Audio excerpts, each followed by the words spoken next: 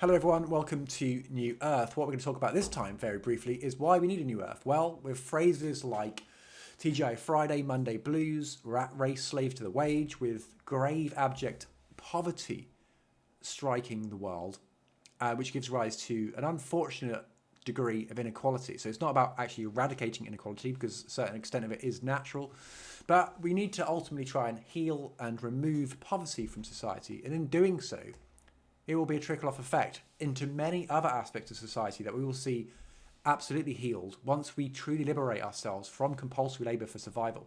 That will allow us to, as I said in the previous video, no problem can be solved from the same level of consciousness that created it, okay, like Albert Einstein said. So once we're free, truly free, we will begin to work on projects and incentives that are far more grandiose than simply helping out rich people, which is by and large what most people are doing in today's society, because they've got the money. We need that money to pay the bills, etc., so on and so forth. So why continue to pay rent and bills when we don't need to?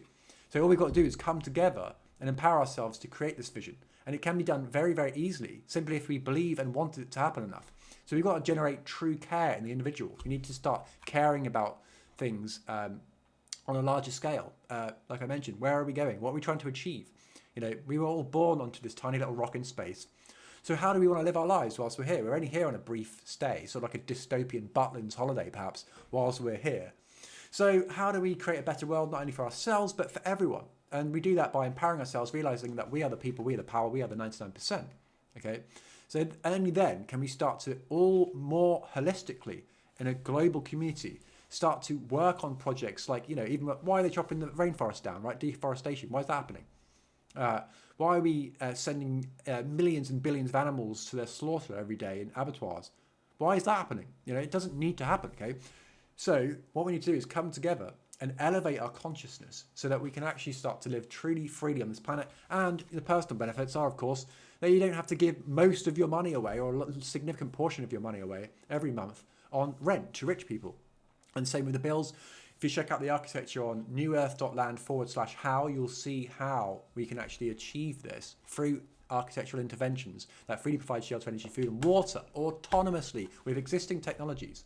So it's sort of like we're going into the future in a sort of historical way. And so we're returning to our roots in the sense of true autonomy, permacultural, agorism, etc.